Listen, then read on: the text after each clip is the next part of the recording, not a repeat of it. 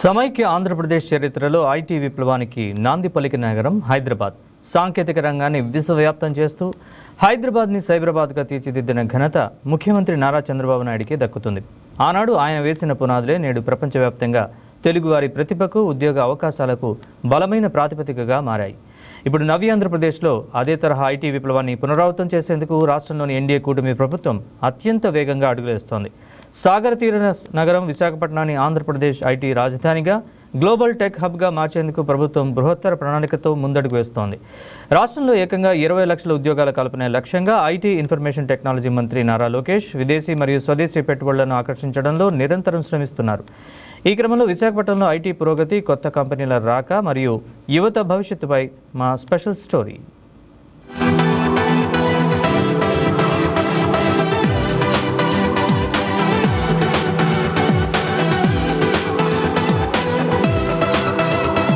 అందాల విశాఖ నగరం పర్యాటకులను ఎక్కువగా ఆస్వాదించే సాగర తీర నగరం ఇప్పుడు ఐటీ పరంగా పురోగతి సాధిస్తుంది. కూటమి ప్రభుత్వం వచ్చిన తర్వాత అనేక ఐటీ కంపెనీల వేదికగా కూడా విశాఖ ఉండబోతుందని చెప్పొచ్చు. ఇటీవలే గూగుల్ డేటా సెంటర్ సంబంధించి శంకుస్థాపన కార్యక్రమం కూడా పూర్తయింది. దీనికి సంబంధించి కార్యకలాపాలు ప్రారంభించేందుకైతే పనులు కూడా వేగవంతమయ్యాయి. ఇప్పుడు గూగుల్ డేటా సెంటర్ తర్వాత అనేక ఐటీ కంపెనీలు విశాఖలో పెట్టుబడులు పెట్టేందుకైతే ఆసక్తి చూపిస్తున్నారు. గతంలో జరిగిన పెట్టుబడుల సదస్సులో కూడా ఐటీ రంగానికి అయితే ఎక్కువ మంది ఆసక్తి చూపించారు. అదేవిధంగా ఎంఓఏలు కూడా జరిగిన పరిస్థితి.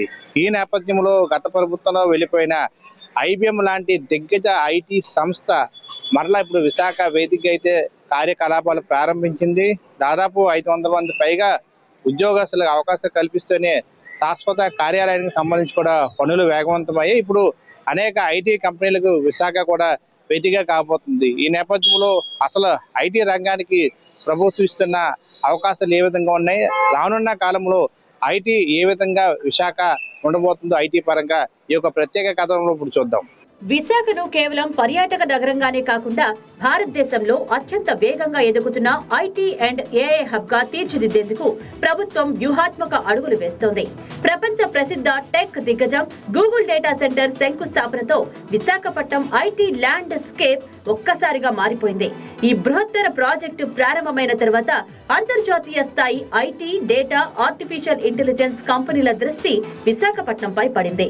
వైజాగ్ అని మనం చూసుకుంటే ఉద్యోగం విషయంలోని చాలా మారిందండి వైజాగ్లో. అంటే మీరు ఒకవేళ చూసుకుంటే హైదరాబాద్లోని ఎన్నో మనకి ఐటీ కంపెనీస్ ఉన్నాయి, అలాగే బెంగళూరులో కూడా చాలా వరకు ఐటీ కంపెనీస్ ఉన్నాయి, ముంబైలో కూడా ఉన్నాయి. సో మొత్తం దేశం మొత్తంలో కూడా అన్ని సిటీస్లోని మనకి ఐటీ కంపెనీస్ ఉన్నాయి. మన ఒక్క వైజాగ్లో మాత్రమే ఒకప్పుడు మనం చూసుకుంటే ఓన్లీ టెక్ మహీంద్రా లేదంటే మన ఓన్లీ విప్రో ఈ రెండే ఉండేవండి. బట్ ఈ 2 సంవత్సరాల్లో మనం చూసుకుంటే ఎన్నో కంపెనీస్ వైజాగ్లో పెట్టుబడులు రావడానికి చేయడానికి ముందుకు వస్తున్నాయి. అలా అంటే అందులో కొన్ని కంపెనీల పేర్లు చెప్పుకుంటూ పోతే ఒక మన డెలాయిట్ కంపెనీ కానీ, లేదంటే మన ఏమంటారు రిలయన్స్ కంపెనీస్ కానీ, తర్వాత మనకి కేపీఎంజీ కానీ, ఈవై కానీ, ఇలాంటి పెద్ద పెద్ద కంపెనీస్, యాక్సెంచర్ ఇలాంటి కంపెనీస్ అన్నీ కూడా ఆల్రెడీ హైదరాబాద్లో ఉన్న ఎంప్లాయీస్కి మెయిల్స్ అనేవి పంపించడం స్టార్ట్ చేసింది. అంటే మేము వైజాగ్లో కూడా మేము ఆఫీసులు పెడుతున్నాము, మీరు వైజాగ్లో నేను వెళ్ళాలనుకుంటే మీరు మెయిల్ పెట్టి మీరు వైజాగ్లోకి వెళ్ళొచ్చు. సో ఇప్పుడు మా ఆపరేషన్స్ ఏవైతే ఆపరేషన్స్ ఉన్నాయో అవి వైజాగ్లో కూడా పెడుతున్నామని చెప్పి ఇటీవలే ఒక న్యూస్లోని కూడా మనకి వెల్లడించడం జరిగింది. సో ఇంకా ముందు రాను ఇంకొక 2-3 సంవత్సరాల్లో కూడా మనం చూసుకుంటే మన వైజాగ్ అనేది ఐటీ డెవలప్మెంట్ అనేది ఇంకా బాగా డెవలప్ అవుతుందని నా అంచనా. యాజ్ ఎ యూత్ కింద నేను అనుకుంటున్నాను. రాష్ట్ర యువతకి స్థానికంగానే ఉపాధి అవకాశాలు కల్పించడమే లక్ష్యంగా ఐటీ, ఎలక్ట్రానిక్స్ అండ్ కమ్యూనికేషన్ శాఖ మంత్రి నారా లోకేష్ వేగవంతమైన నిర్ణయాలు తీసుకుంటున్నారు. ఐటీ మరియు దాని అనుబంధ రంగాలలో మొత్తం 20 లక్షల ఉద్యోగాల కల్పన లక్ష్యంగా ఆయన ప్రత్యేక కార్యాచరణను అమలు చేస్తున్నారు.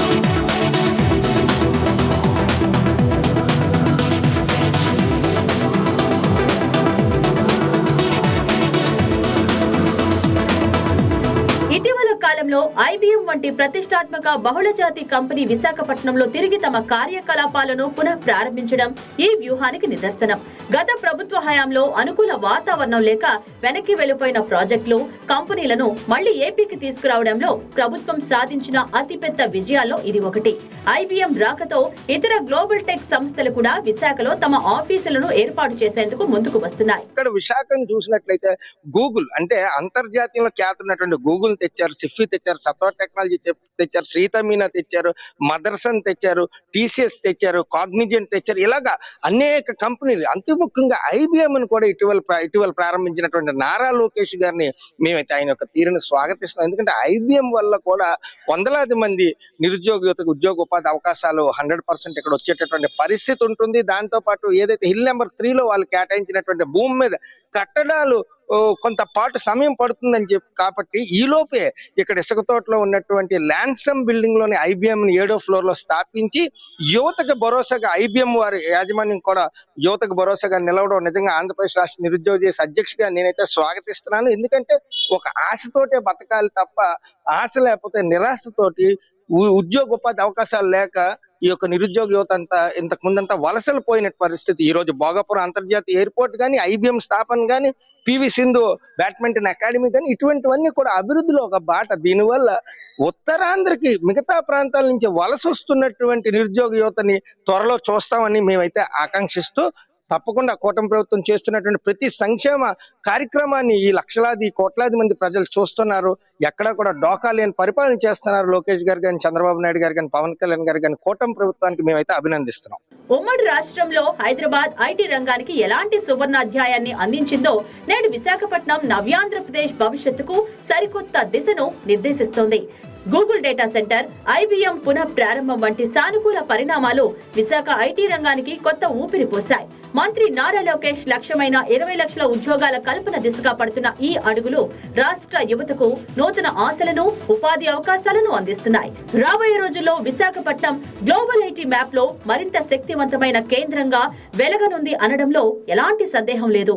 మొత్తానికి ఏదైతే కూటమి ప్రభుత్వం అధికారికి వచ్చిన తర్వాత అనేక ఐటీ కంపెనీలు విశాఖ నెలకొల్పోతున్నారు. గతంలో ముఖ్యమంత్రిగా నారా చంద్రబాబు ఉండేటప్పుడు ఏ విధంగా ఉమ్మడి ఆంధ్రప్రదేశ్ లో హైదరాబాద్ ని సైబరాబాద్ గా మార్చిన ఘనత కూడా ముఖ్యమంత్రి నారా చంద్రబాబు గారు దక్కింది. ఈ నేపథ్యంలో ఐటీ శాఖ మంత్రి నారా లోకేష్ బాధ్యత చేపట్టిన తర్వాత ఐటీ కంపెనీల ద్వారా దాదాపు యువతకి 20 లక్షల ఉద్యోగ కల్పన ధ్యేయంగా అయితే కూటమి ప్రభుత్వం కృషి చేస్తుంది. ఈ నేపథ్యంలో గత ప్రభుత్వంలో అనేక కంపెనీలు వెనక్కి వెళ్ళిపోయిన పరిస్థితి, అదే కోవలో కూడా ఐబీఎం లాంటి దిగ్గజ సంస్థ కూడా వెనక్కి వెళ్ళిపోయిన పరిస్థితి ఉంది. ఈ నేపథ్యంలో కూటమి ప్రభుత్వం రాష్ట్రంలో అడుగుపెట్టి కార్యకలాపం ప్రారంభించిన తర్వాత రాష్ట్రంలో కూటమి ప్రభుత్వం భారీ విజయాన్ని అందుకున్న తర్వాత అనేక కంపెనీలు కూడా ఇప్పుడు ఏపీ వైపు చూస్తున్న పరిస్థితి. ఈ నేపథ్యంలో వెనక్కి వెళ్ళిపోయిన కంపెనీలు కూడా ఇప్పుడు మరలా రాష్ట్రంలో పెట్టుబడులు పెట్టేందుకు అయితే ముందుకు వస్తా ఉన్నారు. ఈ నేపథ్యంలో ఐబీఎం లాంటి దిగ్గజ సంస్థ మరలా తమ కార్యకలాపాలు ప్రారంభించేందుకు ఆసక్తి చూపించి ఇప్పుడు తమ సేవలు కూడా విశాఖ వేదికగా అయితే ల్యాన్సమ్ స్క్వేర్ లో ఇసుకతోట జంక్షన్ లో ఇప్పుడు ప్రారంభమైన పరిస్థితి. ఇటీవల దానికి మంత్రి నారా లోకేష్ కూడా పూజలు చేసిన పరిస్థితి. ఈ నేపథ్యంలో ఐటీ విల్లాగా, ఐటీ హబ్ గా కూడా ఇప్పుడు విశాఖ ఉండబోతుంది. రానున్న భవిష్యత్ కాలంలో యువతంతా కూడా ఇతర రాష్ట్రాల వైపు వెళ్లకుండా ఐటీ ఉద్యోగాల వైపు ఇప్పుడు విశాఖ వైపు వచ్చే అవకాశం పుష్కలంగా ఉన్నాయి. దీనికి సంబంధించి ఒక సమగ్ర కార్యరూపం కూడా కూటమి ప్రభుత్వం ప్లాన్ చేసి దాని ప్రకారం ఒకటి కంపెనీలు అయితే ఇప్పుడు విశాఖలతో పాటు అనేక జిల్లాల్లో కూడా ఐటీ రంగాన్ని ఊతం తెచ్చే విధంగా ప్రథమంగా విశాఖలో అనేక కంపెనీలు కూడా స్థాపించేందుకు ప్రారంభించేందుకు అయితే సిద్ధమైన పరిస్థితి. ఈ నేపథ్యంలో ఉత్తరాంధ్ర ప్రజలు కూడా చాలా హర్షం వ్యక్తం చేస్తున్న అంశంగా మనం చూడొచ్చు. వీడియో జర్నలిస్ట్ రామకృష్ణతో దుర్గాప్రసాద్, వైకే న్యూస్, విశాఖ ఉంటాయి.